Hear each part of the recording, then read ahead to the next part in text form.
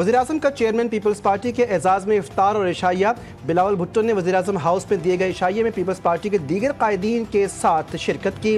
वज़ीर-ए-आज़म शहबाज शरीफ ने कहा कि मुल्क का मुस्तकबिल बेहतर करने के लिए वफाक और सूबों और तमाम सियासी जमातों को मिलकर काम करना होगा। बिलावल भुट्टो ने मुतनाज़ किनालों पर एतराज़ात के साथ बलूचिस्तान के सैलाब मुतासरीन की दाद रसी ना होने का शिकवा भी किया। वज़ीर-ए-आज़म ने तहफ़्फ़ुज़ात दूर करने की यकीन दहानी करवाई।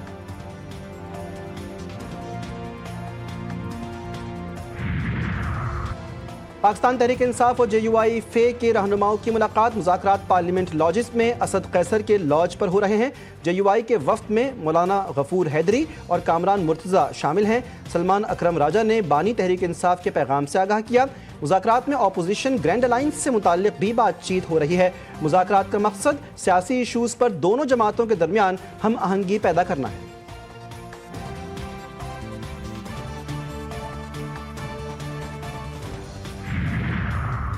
रमज़ान की खूबसूरत सातों में ईमान ताज़ा करने वाले लम्हात, दिल को छू लेने वाले मनाजिर। सहरो इफ्तार GTV न्यूज़ के साथ खुसूसी ट्रांसमिशन इरफान रमज़ान अवामी तवज्जो का मरकज़। उलमा कराम की इफ्तार से कबल माह मुक़द्दस के हवाले से भरपूर गुफ्तगू।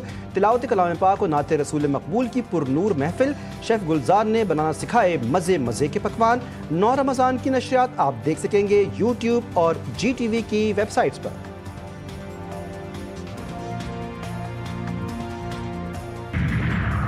सदर मुमलिकत का खिताब तारीखी। जरदारी ने हुकूमती मामलात बेहतर तरीके से चलाने के लिए हुकूमत को मशवरे भी दिए। पीपल्स पार्टी की रहनुमा शाज़िया मर्री ने कहा, सदर जरदारी ने दरियाए सिंध से मजीद नहरें निकालने के इक़दाम की मुखालफत भी की।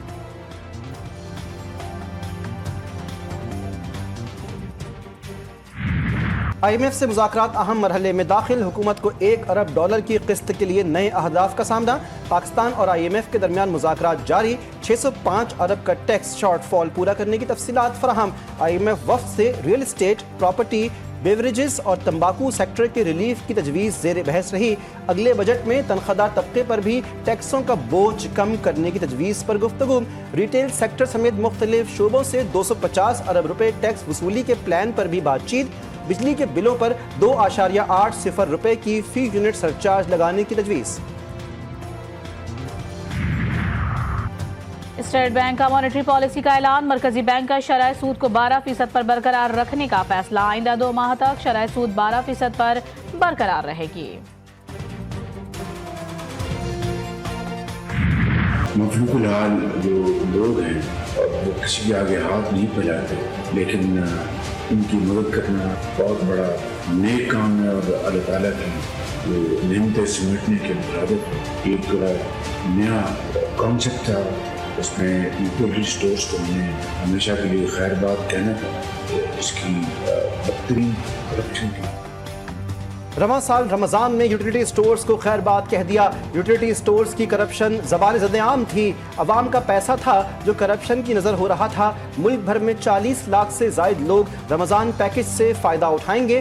वज़ीर-ए-आज़म का रमज़ान मॉनिटरिंग निज़ाम 2025 का जायज़ा। शहबाज शरीफ ने खिताब में कहा, मुल्क की तारीख में पहली बार 20 अरब रुपए का रमज़ान पैकेज डिजिटल वॉल्ट से मुस्तहिकीन को दिया जा रहा है। डिजिटल वॉल्ट के जदीद निज़ाम से करप्शन का खात्मा होगा। मुस्तफ़ा कत्ल केस मुल्जिम अरमग़ान के वालिद और मकतूल की वालिदा को शामिल तफ्तीश करने का मुतालबा। स्पेशल प्रोसिक्यूटर का DIG, CIA और दीगर को खत लिखा। मुल्जिम का ताल्लुक दहशतगर्दी या उनकी माली मुआवनत करने वालों में हो सकता। मनी लॉन्ड्रिंग और मुल्क दुश्मन अनासिर से भी मुल्जिम के ताल्लुकात हो सकते हैं। मकतूल और कातिल के मर्दो ख़वातीन दोस्तों को भी शामिल तफ्तीश किया। अरमग़ान के घर से मिलने वाला दूसरा खून का नमूना किसका था? पुलिस रिपोर्ट मौसूल हो गई। अरमग़ान के कारपेट से मिलने वाला दूसरा खून का नमूना जोमा नामी लड़की का निकला। पुलिस ने लड़की के खून के लिए नमूने लिए थे। इंजेक्शन से रिएक्शन हुआ। लाहौर के मेयो हॉस्पिटल में 2 मरीजों की जान चली गई। एंटीबायोटिक इंजेक्शन सेफ्ट्राट्राई एक्सोन में इंतजामिया की लापरवाही का इंकशाफ। ज़राए के मुताबिक एंटीबायोटिक इंजेक्शन को मिक्स करने के लिए अमले की जानिब से गलत पानी इस्तेमाल किया गया, जिससे रिएक्शन हुआ। वज़ीर आला पंजाब का नोटिस। मरीम नवाज ने secretary health specialized health care से रिपोर्ट तलब कर ली। गफलत के जिम्मेदारों के खिलाफ सख्त कार्रवाई का हुक्म। अफसोस की बात है कि हमारे मुल्क में लाशों पर भी सियासत की जाती है। वज़ीर इत्तलात पंजाब अज़मा बुखारी कहती हैं कि सेहत के शोबे में किसी को रियायत नहीं दी जा रही।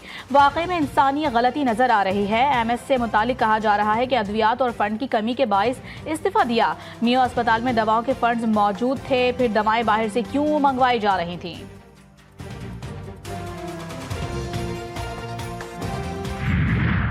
सिविलियंस का इतने बड़े पैमाने पर फौजी अदालतों में ट्रायल नहीं हो सकता। फौजी अदालतें आईनी तरमीम के बगैर कायम नहीं हो सकती।